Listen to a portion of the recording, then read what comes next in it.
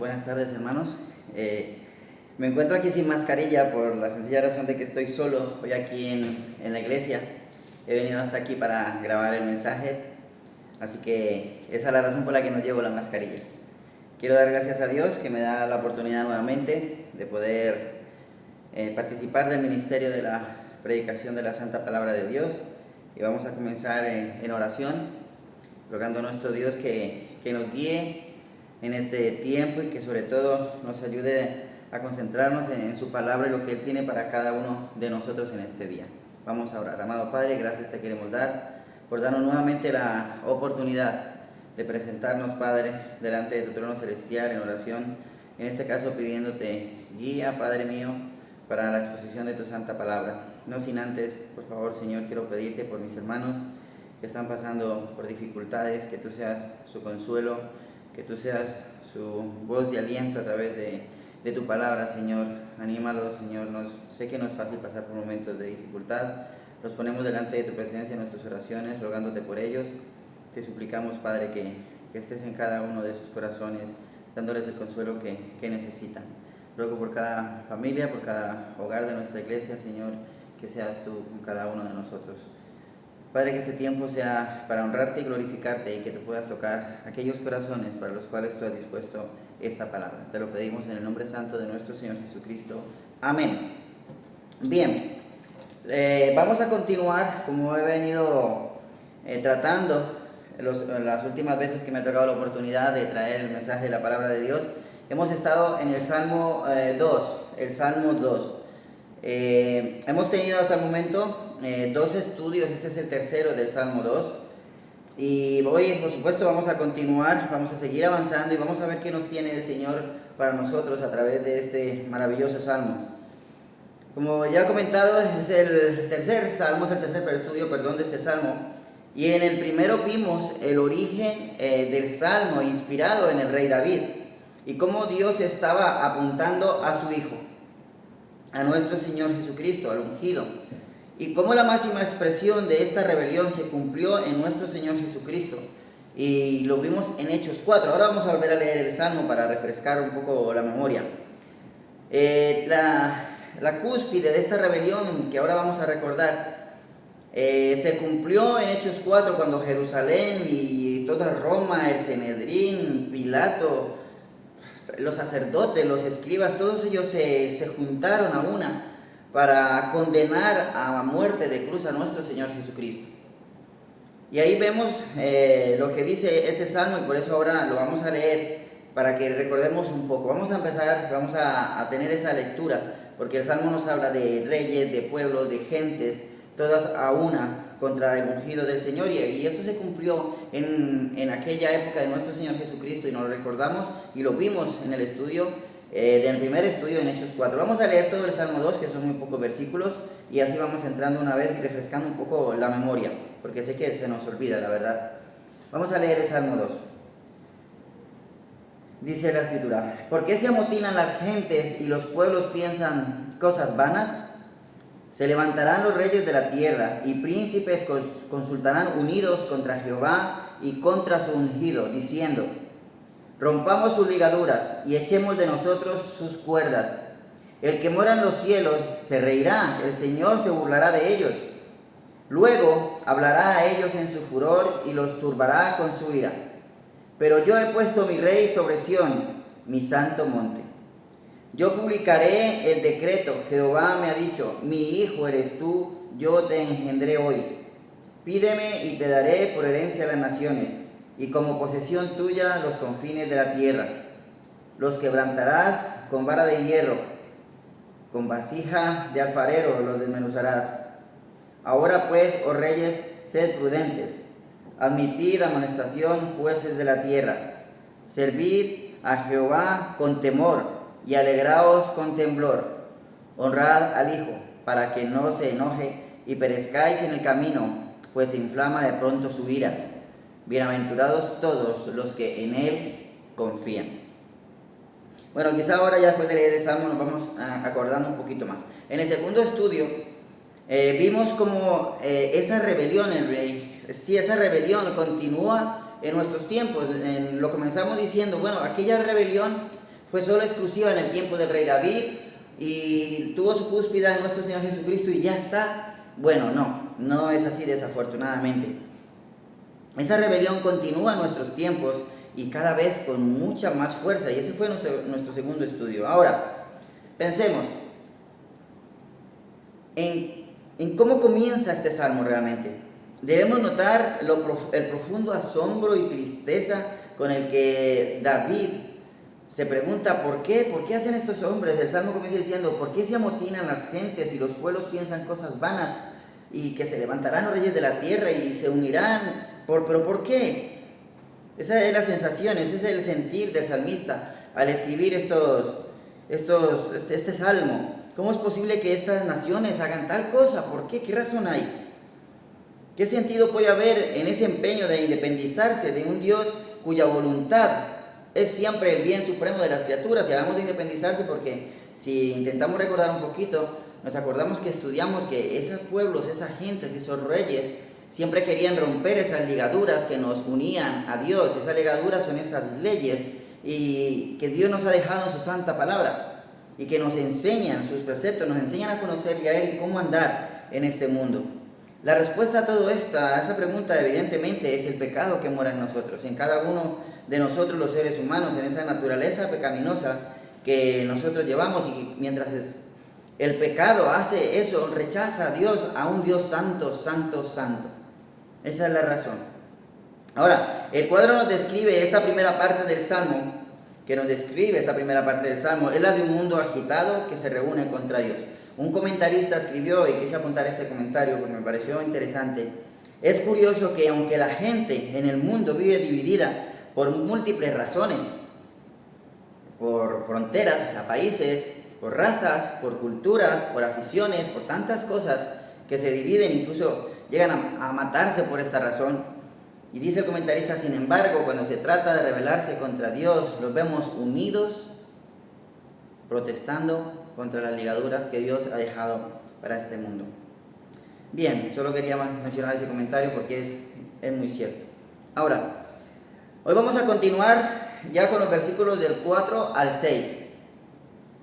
Y lo que vamos a apreciar inicialmente aquí es que en los primeros 3 versículos el salmista tuvo su enfoque en el ser humano, en el hombre, en esos gobernantes, en esas gentes, en todo el hombre, aquí en la tierra. Pero ahora vamos a notar que hay un cambio. Vamos a leer versículos del 4 al 6, que son los que nos corresponden para este día. Dice, vamos a volverlos a leer: el que mora en los cielos se reirá, el Señor se burlará de ellos. Luego hablará a ellos en su furor y los turbará con su ira. Pero yo he puesto mi rey sobre Sión, mi santo monte. Ahora, recordemos que el salmista en esos primeros versículos nos muestra esa rebelión constante, pero que no fue aquella época, como ya hemos dicho, sino en todos los tiempos, y vimos dónde se cumplió, dónde fue la máxima expresión de aquello, que fue en Hechos 4.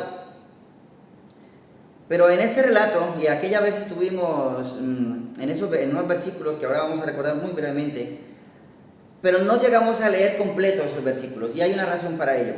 Nos faltó leer específicamente un último versículo que nos conecta con esta segunda parte del Salmo. Si tú tienes ahí tu Biblia, me gustaría que lo recordáramos un poco, y vamos a mencionarlo, porque allí encontramos a 2 apóstoles que Dios utilizó para hacer un milagro. Eso ocasionó un revuelo en aquella ciudad y fueron apresados y les amenazaron para que no predicaran acerca de Cristo, para que no predicaran más acerca de ese nombre. Y al final tuvieron que soltarlos porque no encontraron de qué acusarlos. Y leímos en el versículo 23: y puestos en libertad los 2 apóstoles, Pedro y Juan, vinieron a los suyos, y estoy leyendo el versículo 23 por si me estás siguiendo en la Biblia. Y puestos en libertad, vinieron a los suyos y contaron todo lo que los principales sacerdotes y los ancianos les habían dicho. Y ellos, o sea, los suyos son los otros cristianos, evidentemente.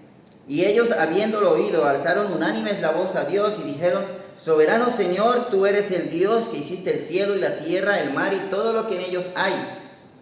Que por boca de David tu siervo dijiste, ¿por qué se amotinan las gentes y los pueblos piensan cosas vanas? Está haciendo referencia a nuestro salmo, el que estamos estudiando.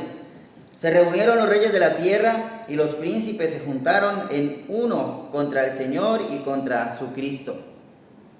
Porque verdaderamente se unieron en esta ciudad contra tu santo Hijo Jesús, a quien ungiste, Herodes y Poncio Pilato con los gentiles y el pueblo de Israel. Todos ellos estaban unidos en contra de nuestro Señor Jesucristo, en contra del ungido, en contra del Hijo de Dios.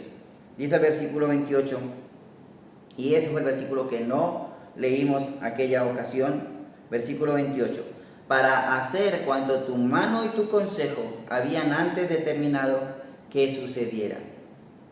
El aparente triunfo de los que se rebelan, de ese pueblo que unido crucificaron a Jesús y de todos aquellos que están cada día luchando por romper todo lo que Dios enseña en su palabra, es solo un triunfo momentáneo. Y para ser honestos, y la verdad, no es un triunfo.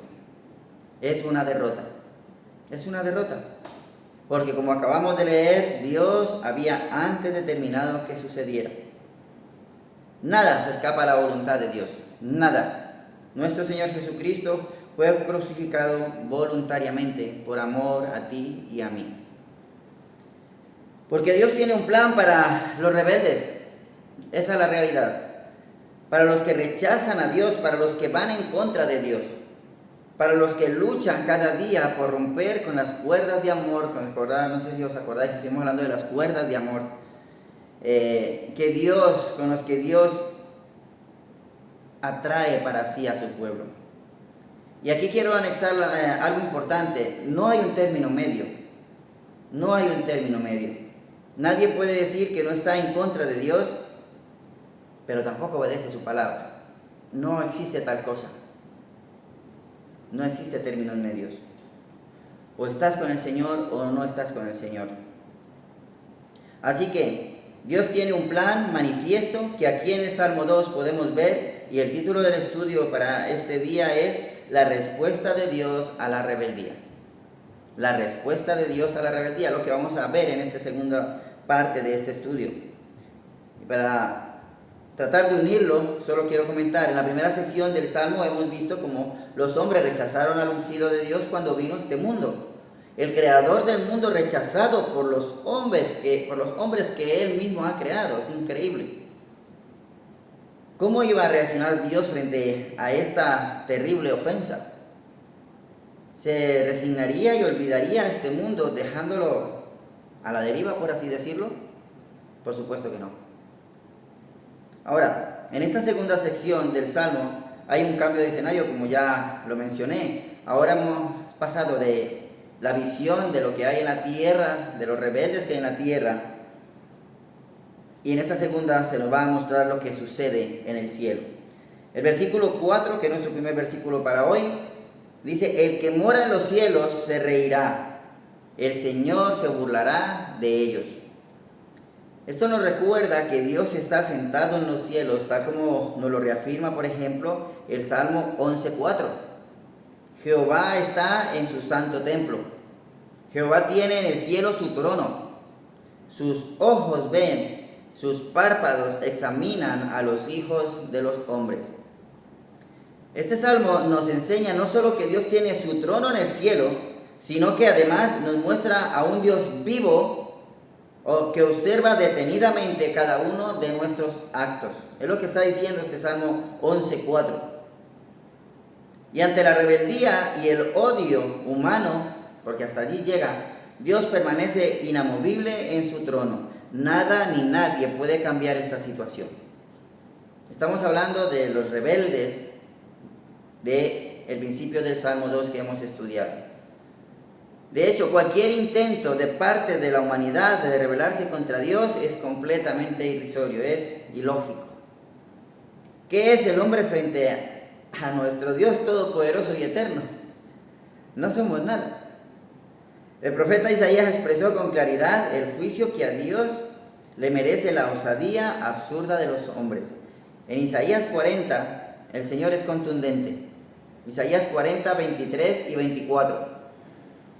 Dice la Escritura: Él convierte en nada a los poderosos, y a los que gobiernan la tierra hace como cosa vana. Versículo 24. Y aquí se repite 3 veces una expresión. Como si nunca, esa es la expresión, como si nunca hubieran sido plantados, como si nunca hubieran sido sembrados, como si nunca su tronco hubiera tenido raíz en la tierra. Tan pronto como soplan ellos, se secan, y el torbellino los lleva como hojarasca. Así es. Dios se ríe no de las naciones en general, sino de la idea errónea que tienen del poder. Las personas que hoy día tienen un poder, aquí habla de reyes, de gobernantes y cualquier clase de poder, sienten que lo tienen todo bajo su mano y bajo su control. Pero la realidad es que delante de Dios, ni siquiera el que más mando tenga en esta tierra es nada. Es absolutamente nada. Esa es la clase de risa que expresa aquí, es como lo que más quizás se nos viene a la mente, el padre o el hijo pequeñito que desafía a su padre a una competencia y el padre lo acepta, pero se ríe. Dice: vale, hijo, vamos a competir, pero sabe que no tiene ninguna posibilidad a menos que su padre lo deje ganar. Es esa clase de risa, o sea, no hay nada que hacer. No hay nada que hacer delante de Dios. Cada nación es limitada, pero Dios es todopoderoso. El Salmo 37, 12 nos recuerda y dice: maquina el impío contra el justo y cruje contra él sus dientes. Versículo 13: el Señor se reirá de él, está hablando del impío, porque ve que viene su día. Los vanos intentos de los enemigos de Dios son ridículos. Aún así, Dios en su paciencia tolera la rebeldía y los insultos de los hombres. Y todo eso, déjame decirte, para todos aquellos que rechazan el Evangelio de Dios, solo es una muestra de una gran misericordia. Porque Dios siempre espera que el hombre se arrepienta y escuche a su llamado. Llegará el momento cuando se levantará nuestro Dios para actuar. Y cuán terrible será ese día. Por eso dice el versículo 5, hemos estudiado el versículo 4, ahora el versículo 5. Luego hablará a ellos en su furor y los turbará con su ira. Este versículo es clave a la hora de entender el desarrollo de lo que Dios quiere enseñarnos en este salmo. Es que la palabra luego nos habla de algo posterior, es algo que aún no ha sucedido, pero que sucederá en el tiempo. El Salmo nos dice que es algo que aún no está sucediendo. Entonces, si el Salmo dice: luego hablará ellos en su furor y los turbará con su ira, de aquí nace una pregunta, un poquito lógica. Si luego va a hablar con furor, ¿cómo está hablando Dios ahora a la humanidad? ¿Cómo lo está haciendo? La respuesta es: Dios nos está hablando con amor. Dios nos está hablando con muchísimo amor. Déjame decirte una cosa, amigo o amiga, si por alguna razón tú hoy estás viendo este estudio, no sé, y aún no conoces del Evangelio de Cristo, o a lo mejor es otro estudio que has escuchado, pero de sana doctrina, fiel a la palabra del Señor. Entiende una cosa: Dios te está hablando con muchísimo amor. No te puedes ni imaginar cuánto. Mucho amor y ternura hay en sus palabras. Está buscando llegar a tu corazón para que entiendas el mensaje que Él te quiere dar, para que te arrepientas y te conviertas, como alguna vez llegó su palabra a mi corazón y al de todos mis hermanos. Hoy el Señor te quiere hablar a ti que aún no conoces de Cristo. Dios da la misma oportunidad a todos los hombres, y cuando hablamos de los hombres hablamos de la humanidad en general. Para Dios no existe esa clase de conflictos tontos que hay hoy en día aquí en la tierra. Cuando habla de los hombres, habla de la humanidad. Y en primera de Timoteo 2, 1, voy a leer unos pocos versículos allí. Primera de Timoteo 2, 1, lo que nos dice Dios a nosotros, sus hijos, que debemos de hacer. Dice: exhorto ante todo a que se hagan rogativas, oraciones, peticiones y acciones de gracia por todos los hombres, todos, absolutamente todos. Por los reyes, no importa si esos reyes han sido unos rebeldes, están en contra de Dios, Dios quiere que oremos por ese pueblo que gobierna, por esas personas que gobiernan, por los que tienen esa autoridad. Dice el versículo 2, por los reyes y por todos los que están en eminencia, los que tienen autoridad, para que vivamos quieta y reposadamente en toda piedad y honestidad. Porque esto es bueno y agradable delante de Dios nuestro Salvador, el cual quiere que todos los hombres, todos, es la voluntad de Dios, es el deseo de Dios, el cual quiere que todos los hombres sean salvos y vengan al conocimiento de la verdad. ¿Y cuál es esa verdad? La verdad de la palabra del Señor. Esa es la verdad que Dios quiere que tú conozcas si tú estás escuchando hoy este mensaje y no tienes a Cristo. Y qué importante es el versículo 5 que voy a leer a continuación. Porque hay un solo Dios y un solo mediador entre Dios y los hombres, Jesucristo, hombre. Ese es el mensaje de la Biblia. Ese es el conocimiento de esa verdad que está aquí. Porque lo que no está aquí y lo que está en el mundo está lleno de mentiras, lleno de ideas de hombres que no dicen la verdad. La verdad está en la palabra de Dios, porque hay un solo Dios y un solo mediador entre Dios y los hombres, Jesucristo, hombre. Primera Timoteo 2, 5. Y este es el mensaje que nos presenta la Biblia, y este mensaje está lleno ¿de qué? De amor, porque Dios quiere la salvación de cada uno de nosotros.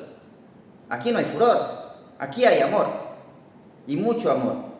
Uno de los primeros versículos que conocemos cuando llegamos al Evangelio es Juan 3:16, y es una expresión máxima de amor. Voy a leer Juan 3:16 y unos cuantos versículos más. Porque de tal manera amó Dios al mundo, y cuando se refiere al mundo se refiere a su creación, a su raza humana, que ha dado a su Hijo unigénito, eso es, a nuestro Señor Jesucristo, para que todo aquel que en Él cree no se pierda, mas tenga vida eterna. Versículo 17. Porque no envió Dios a su Hijo al mundo para condenar al mundo, sino para que el mundo sea salvo por Él. El que en Él cree no es condenado, pero el que no cree, dice la Escritura, ya ha sido condenado. ¿Y eso por qué? Bueno, la Escritura nos dice, versículo 18, porque no ha creído en el nombre del unigénito Hijo de Dios, es decir, en nuestro Señor Jesucristo, que pagó en una cruz por mis pecados y por los tuyos, si hoy reconoces a Cristo Jesús como el Señor y Salvador de tu vida. Versículo 19. Y esta es la condenación, que la luz vino al mundo y los hombres amaron más las tinieblas que la luz, porque sus obras eran malas. Porque todo aquel que hace lo malo aborrece la luz y no viene a la luz. Y la luz, digo yo, no está aquí, la luz es Cristo. Es lo que nos viene diciendo toda la narración. Porque sus obras, para que sus obras no sean reprendidas. Y versículo 21.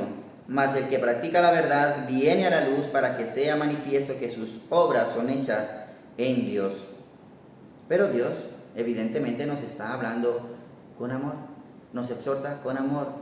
Nos da la oportunidad con amor. Envió a su Hijo por amor. Cristo permitió ser crucificado por amor. Ahora, en este punto, llegados a este punto, es necesario enfatizar que toda enseñanza que manifieste solamente el amor de Dios es incorrecta. Repito, es necesario enfatizar que toda enseñanza que manifieste solamente el amor de Dios es incorrecta. Es una corriente que hay ahí fuera. Solamente se enseña esta parte. No es una enseñanza fiel a la palabra de Dios, porque la Biblia habla mucho del amor de Dios. La misma palabra es puro amor, evidentemente, pero también habla con claridad sobre la ira santa de Dios. Eso también. Y nuestro pasaje está hablando bien claro que un día ya no va a hablar más con amor. Estamos en el tiempo de aprovechar esa magnífica oportunidad, por así decirlo, para que lo entendamos, están las puertas abiertas al corazón de Dios lleno de amor.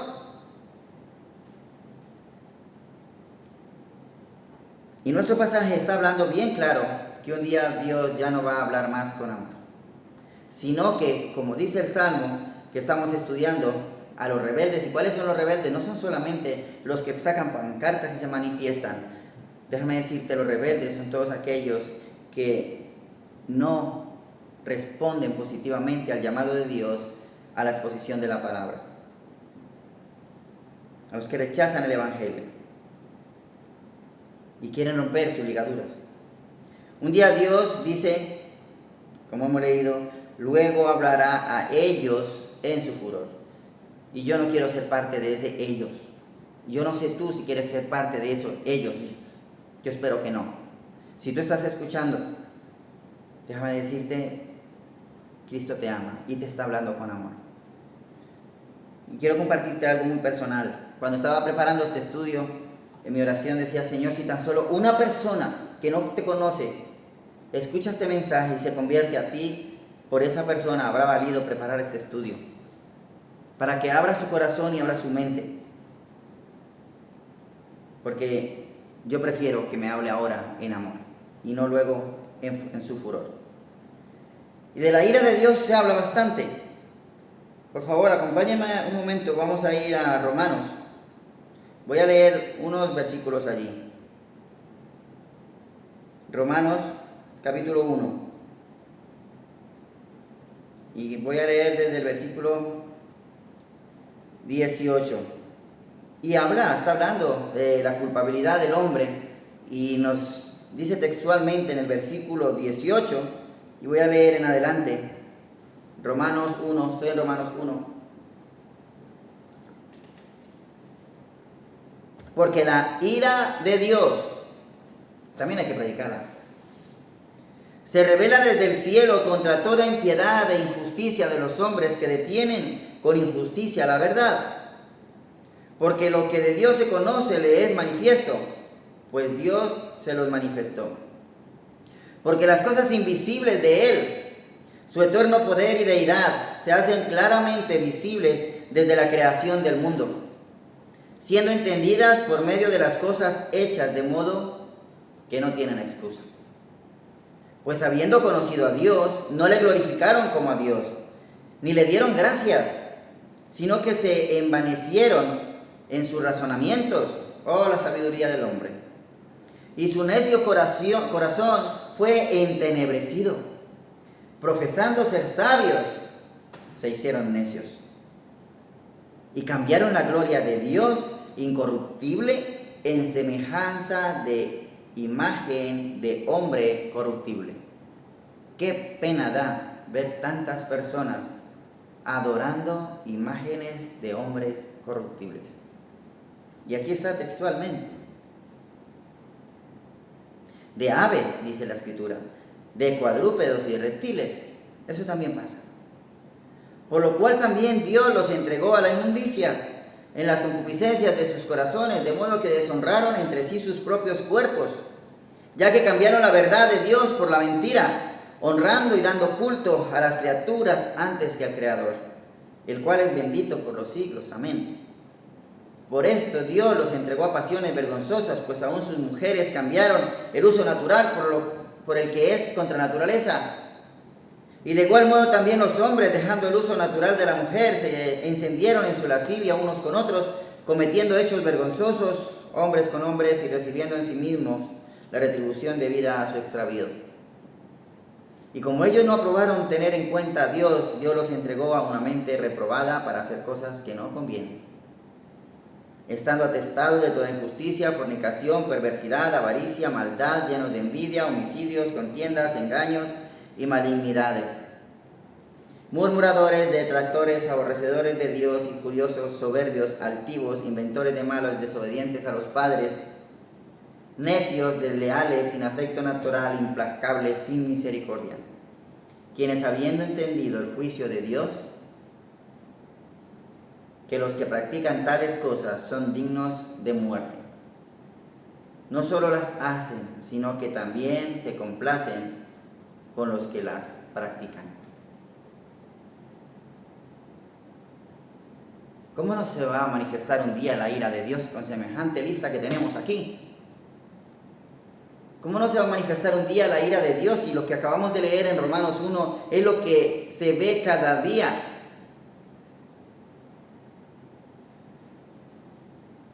Por eso dice el Señor, luego hablará a ellos en su furor. Y si tú crees que no practicas nada de eso, quizás sí te complaces en ver lo que es la última parte de lo que hemos leído en Romanos. Pero déjame decirte una cosa, mientras ese momento llega, la manifestación del furor de Dios, Dios ya ha hecho algo muy importante que garantiza su triunfo final. Versículo 6, nuestro último versículo. Pero yo he puesto mi rey sobre Sión, mi santo monte. Frente a la rebelión humana que quiere quitar a Cristo el gobierno de este mundo, Dios lo ha establecido como rey soberano sobre todas las naciones. Los hombres tienen sus planes, pero Dios tiene el suyo. Y este será el que finalmente triunfe. Ahora bien, notemos que dice, pero yo he puesto mi rey sobre Sión, mi santo monte. ¿A qué monte santo de Sión se refiere? ¿Será Jerusalén la ciudad de los jebuseos conquistados por David? Lo tocamos un poquito en el primer estudio, en nuestra introducción. Fue uno de los que se opusieron al rey David. Sin duda esto no está acorde a lo que sabemos del Señor, de nuestro Señor Jesucristo, puesto que Él nunca fue coronado como rey en Jerusalén, al contrario. De hecho, lo que hicieron cuando se presentó allí fue despreciarle y matarle fuera de la ciudad. Pero decir que la Jerusalén de los tiempos de Jesús era Sión, el monte santo de Dios, creo que no concuerda. No lo veo acorde a esto. ¿Cómo podía ser aquella ciudad? ¿Cómo podría ser aquella ciudad el monte santo de Dios si allí fue rechazado y crucificado el unigénito Hijo de Dios? Perdón, que me salí. La ciudad de Jerusalén, edificada sobre el monte de Sión, era únicamente un símbolo de la verdadera ciudad de Dios, la Jerusalén celestial. El autor de Hebreos describió la verdadera Sión en su epístola. En el capítulo 12 de Hebreos, voy a leer los versículos del 22 al 24. Hebreos 12, 22 al 24. Sino que os habéis acercado al monte Sión, les está hablando a los hebreos, a la ciudad del Dios vivo, Jerusalén la celestial, allí está, a la compañía de muchos millares de ángeles. Allí en el versículo 22 está explicado, sino que os habéis acercado al monte Sión, a la ciudad del Dios vivo, Jerusalén la celestial, a la compañía de muchos millares. Ese es el versículo 22. Versículo 23. A la congregación de los primogénitos que están inscritos en los cielos. Y yo estoy inscrito, y yo espero que si tú no estás inscrito, hoy sea el día cuando abras tu corazón y aceptes a Cristo Jesús como el Señor y Salvador de tu vida. Entonces serás inscrito allí en los cielos.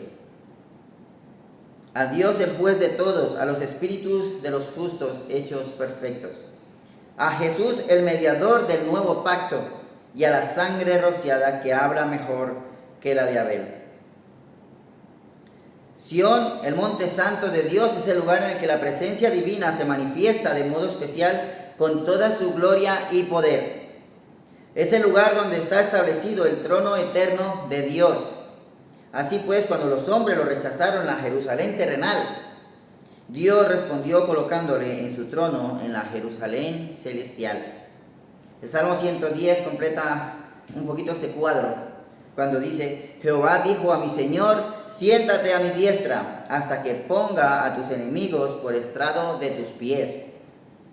Jehová enviará desde Sión, la vara de tu poder domina en medio de tus enemigos. No hay lugar más elevado en todo el universo que el monte santo de Dios en la Sión celestial. Allí está el trono de Dios y Cristo se ha sentado en él. Esto garantiza su victoria final sobre todas las fuerzas del mal en este mundo y por supuesto esto incluye a los que le rechazan. Los hombres pueden hacer lo que quieran en este pequeño planeta y lo están haciendo de hecho. Pero de ninguna manera van a conseguir inquietar al que está sentado en el trono celestial. mirándolo todo. Cuando los seres humanos persisten en su rebeldía, Dios tiene que juzgar. Aquí su respuesta es sencilla: yo he puesto mi rey sobre Sión, mi santo monte. Los hombres se rebelan, Dios ha puesto su rey. Él pone las cosas en orden por medio de su Hijo, el Rey Supremo, nuestro Señor Jesucristo. Dios ganó la victoria contra las fuerzas malignas por medio de Cristo en la cruz. Así instalará su reino eterno con el señorío de Cristo. Este desafío del hombre hacia Dios es como, se puede comparar con una pequeña hormiguita, ¿no? O no sé, un pequeño insecto. Como si una hormiguita nos desafiara, cuando nosotros solamente levantar nuestro pie ya hemos vencido. Esto es más o menos así para que nos hagamos una idea. Toda esta rebeldía del hombre hoy en día es nada cuando Dios se manifieste con todo su poder. Hay ejemplos bíblicos que demuestran que cuando Dios actúa, lo hace con mucho poder. Faraón quiso detener el éxodo del pueblo escogido, cuando en un momento de debilidad y de terror ante la muerte de los primogénitos de su casa, pues dejó ir al pueblo. Creo que esa historia la conocemos. Y luego Faraón dijo: pues los voy a perseguir y los voy a volver a traer a Egipto. ¿Y qué pasó? ¿Qué pasó? Sencillamente, ante la presencia de Dios, perecieron todos ahogados. Herodes Agripa y metió preso a algunos miembros de la iglesia de Jerusalén e hizo matar a Santiago, hermano de Juan. Esto lo estuvimos estudiando cuando estudiamos el libro de los Hechos. Y viendo que esto agradaba al pueblo, mandó apresar a Pedro con el mismo propósito. Pero el Señor libró a Pedro de manera milagrosa. Cuando el rey se enteró, en su frustración hizo matar a los guardias que no tenían culpa, que no tenían nada que ver. Más adelante un ángel del Señor le tocó y este Herodes Agripa murió comido por gusanos por haber aceptado un homenaje que solo se debe rendir a Dios. Y es que las autoridades romanas persiguieron y torturaron a los cristianos en su afán de suprimir lo que ellos llamaban la secta de los nazarenos, porque se negaban a rendir culto a los emperadores que eran elevados a categorías de dioses. Pero todos sus esfuerzos fueron vanos, todos, porque por más que quisieron impedir la expansión de la semilla del Evangelio, fue imposible. Hay mucha sangre de mártires que pueden contar esa historia, pero el Evangelio ha continuado. Y la mejor evidencia de ello somos cada uno de los que tenemos la oportunidad de compartir el Evangelio, así sea desde un púlpito o a un vecino, o a un amigo, o a un familiar cuando está en casa, o cuando nos visita, o cuando vamos a algún lugar. Esa es la mejor muestra de que esa semilla de ese Evangelio continúa por más obstáculos que haya, porque el Señor al final va a cumplir su propósito. Lo va a cumplir. Y un día ha de venir, y en su segunda venida vendrá para juzgar a vivos y a muertos. Vendrá para juzgar y a destruir definitivamente a sus enemigos. Cuando aparezca triunfante, montado en un caballo blanco, en sus mulos y en sus vestiduras blancas llevará inscrito las palabras, y lo estoy leyendo realmente, Apocalipsis 19:16. Y en su vestidura y en su muslo tiene escrito este nombre: Rey de Reyes y Señor de Señores. Ese es el Rey que Dios ha puesto en su santo monte Sión. Ese es el Rey que Dios dice: yo he puesto mi Rey sobre Sión, mi santo monte. Amigo o amiga, tú que me estás escuchando, y ojalá Dios quiera, Dios permita que así sea. Si tú estás escuchando este mensaje, primero, número uno, que sepas que Dios te está hablando con amor, no con furor. En segundo lugar, hoy es el día de que seas inscrito en el libro de la vida, como hemos leído en Hebreos. Hoy Dios está llamando a tu corazón y está esperando una respuesta de parte tuya. Si tú aún no tienes a Cristo, pero sí ya te han testificado, quizá unos amigos, quizá un familiar, quiero decirte una cosa: no te conozco, no te tengo ni siquiera aquí al frente porque no tengo a nadie. Pero la persona que te está hablando de Cristo te ama, te quiere mucho, porque quiere lo mejor para ti. Y sobre todas las cosas, Dios está manifestando su amor a través de esa persona. No lo retrases para después. Hoy mismo, reconoce a Cristo como el Señor y Salvador de tu vida.